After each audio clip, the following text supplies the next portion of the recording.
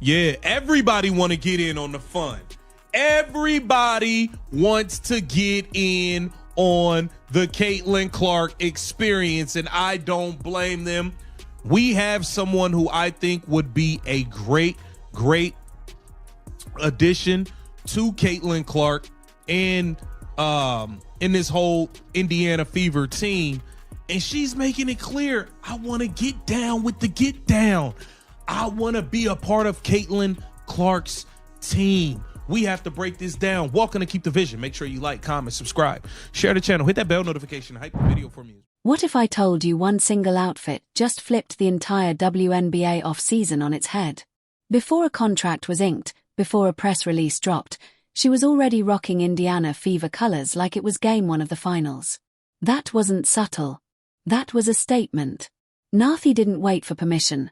She made it loud and public that she wants to run with Caitlin Clark and the Indiana Fever.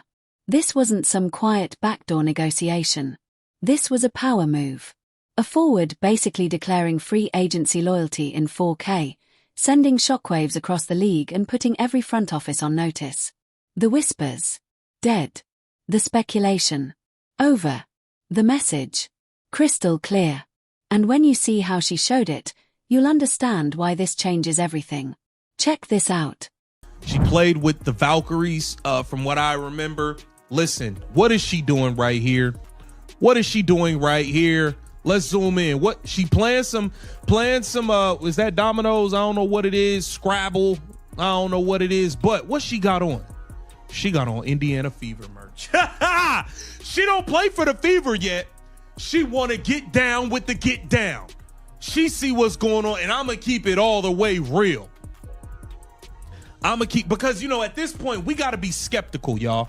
We got to be a bit skeptical because we have to make sure people aren't trying to join. That right there.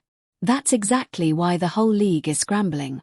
Everybody wants a front row seat to the Caitlin Clark effect. And can you blame them? She's not just a rookie sensation. She's a walking rating spike, a culture shift, a full-blown movement in Indiana. Every franchise sees it.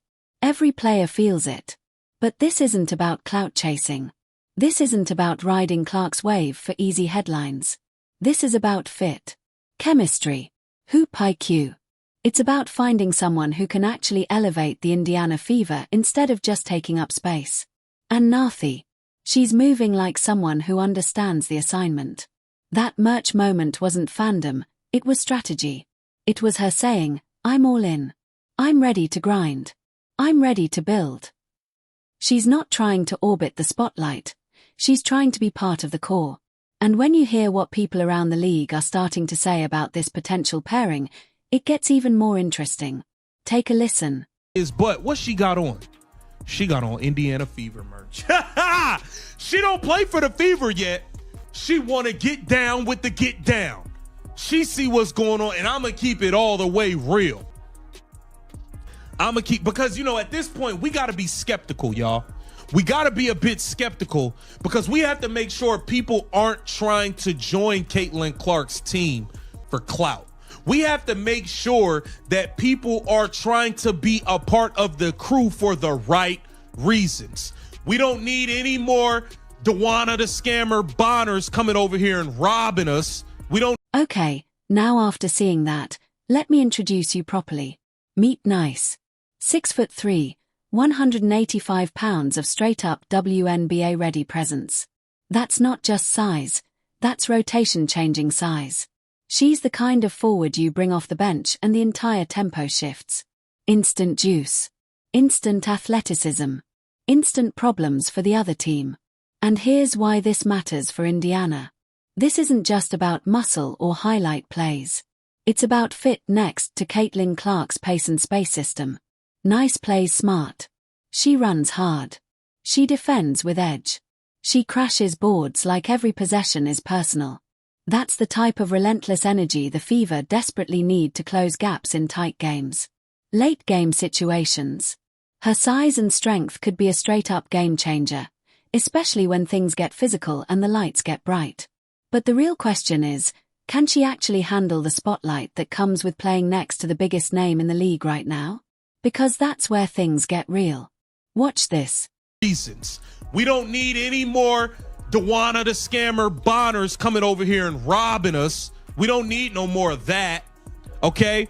We damn sure don't need no more Natasha Howards coming over here talking about winning MVP, trying to bring the ball up the court and not giving it to Caitlin Clark. We don't need no more of those type of people trying to join the crew. Okay, Sophie Cunningham joined the crew, and listen, she's capitalized, okay? But at least Sophie Cunningham did right by Caitlin Clark, made sure she gave Caitlin Clark the ball, played the game the right way, stood up for Caitlin Clark while she was... You saw that edge, right? That's not glamour hoops, that's grown woman basketball. Nath's game isn't built for highlight reels, it's built for wins. She's a straight hustle bucket. A defensive menace. She'll switch onto guards, bang with bigs, sprint the floor possession after possession like she's got something to prove. And that versatility, that's gold next to Caitlin Clark. Because when you've got a dynamic offensive engine like Clark cooking from deep and bending defenses, you need someone willing to do the dirty work. Set the bruising screens. Crash the glass. Rotate on defense. Blow up passing lanes. Nathi brings that grit. That fire. She'll fight. She'll scrap. She'll make you uncomfortable for 94 feet. And for a team trying to level up into real contention, those traits aren't optional, they're mandatory. But here's where it gets even more interesting. Because defense and hustle are one thing. Chemistry in the locker room? That's a whole different battle. Check this out. Okay, Sophie Cunningham joined the crew, and listen, she's capitalized, okay? But at least Sophie Cunningham did right by Caitlin Clark, made sure she gave Caitlin Clark the ball, played the game the right way, stood up for Caitlin Clark while she was being ambushed and attacked. That's how you're supposed to come, the way Sophie Cunningham did. Not what Natasha Howard did. I would love for Natisha Amedwede to join this team, okay? I think she would be a great addition. 6'3", 185 pounds, a nice forward to bring off the bench, can run, bring that athleticism. She's fiery, she played defense. And that's where the tension creeps in. Because let's be real, this league has seen players chase the spotlight before. When a superstar like Caitlin Clark changes the entire ecosystem, suddenly everybody wants in.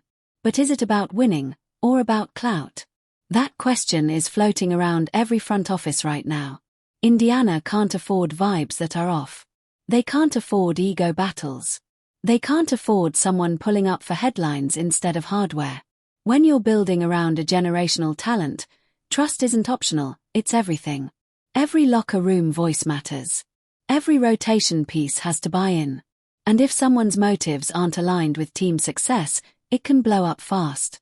So the big question becomes, does Nathi really understand the responsibility that comes with stepping into this moment? Or is there more to this story than we're seeing? Listen to this. Bring that athleticism. She's fiery. She played defense. She'll fight out there. That's the type of player we need, but we got to make sure that everybody's intentions is correct.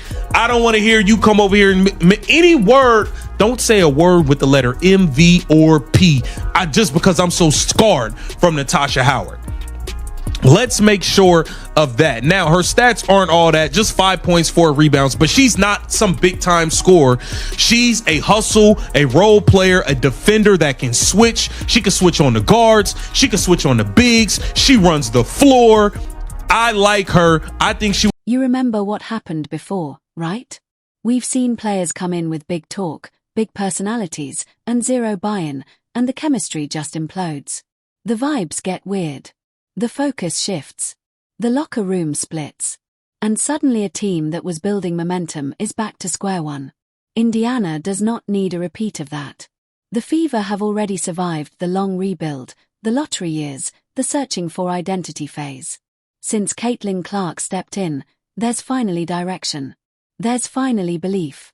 One wrong addition, one ego, one distraction, one half-committed mentality, and all that progress, gone. Just like that. The stakes are championship-level serious now. Every move has to be calculated. Every signing has to fit the culture. The lessons from the past aren't optional, they're the blueprint.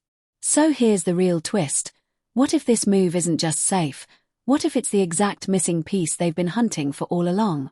Watch this next part closely. Because I think she would be a legitimate asset to this roster. Now, we have to continue to follow this WNBA CBA debacle that has been going on nonstop. Okay, it's been going on nonstop. Let me switch this here. And these ladies kind of broke some things down. They broke some things down. I want to get into it, and let's see what they had to say about Adam Silver's comments in regards to the WNBA CBA situation. And we're talking WNBA CBA, but we had some NBA. And Fever fans still haven't forgotten that lesson. When Natasha Howard stepped in talking MVP, bringing the ball up herself, trying to hijack possessions instead of feeding the system, you could feel the tension instantly. That wasn't empowerment. That was disruption. And when you build an offense around a generational playmaker like Caitlin Clark, you don't freelance the script. Clark needs the rock. Period. The spacing, the tempo, the gravity, it all runs through her. The pieces around her have to amplify that, not compete with it. What happened before was a warning shot to the entire organization. One ego-driven approach can throw off the whole geometry of the offense. So here's the final question. Is this new addition wired differently? Is she built to complement greatness instead of challenge it? Because if the answer is yes, Indiana might have just found something special. And if you're rocking with WNBA vibe and you want real breakdowns like this all season, hit that subscribe button right now. Don't watch greatness from the sidelines. Be part of the movement. Get done in a couple of months. So I agree with Adam Silver there. This is where you lost me.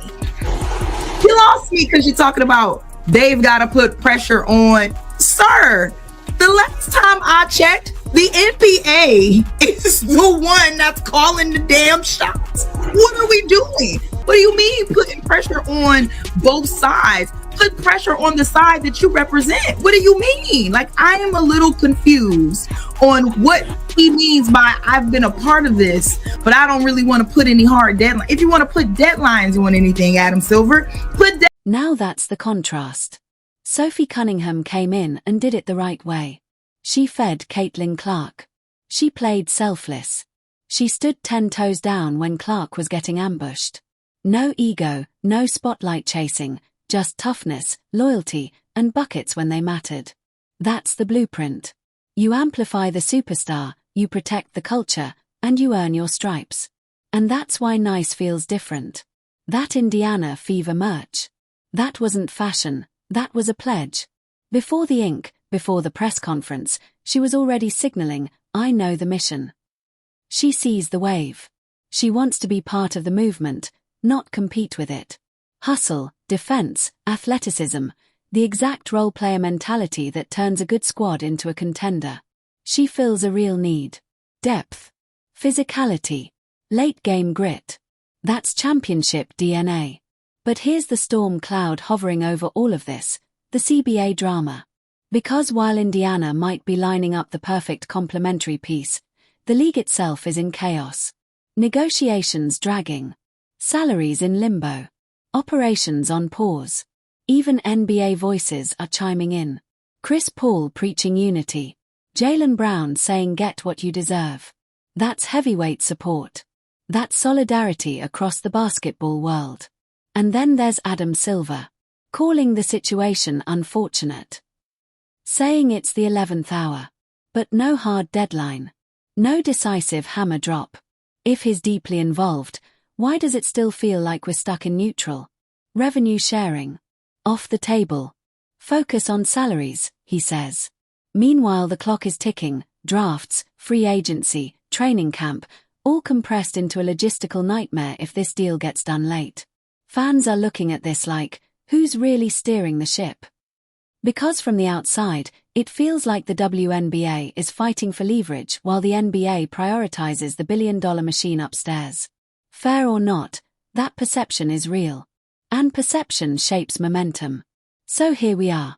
On one side, a potential perfect fit in Nice, a grinder who understands the assignment and could elevate Caitlin Clark's Fever into something dangerous. On the other side, a league battling uncertainty at the highest level. Talent is ready. Fans are locked in. The culture is exploding. But stability, that's still on the negotiation table. If this CBA gets handled right and Indiana locks in the right pieces, we're not just talking playoffs, we're talking statement season. And if you're rocking with the realist WNBA breakdowns on YouTube, you already know what to do. Hit that subscribe button, join the WNBA Vibe family, and don't miss what's about to be one of the wildest seasons this league has ever seen. Stay locked in, because this story is just getting started.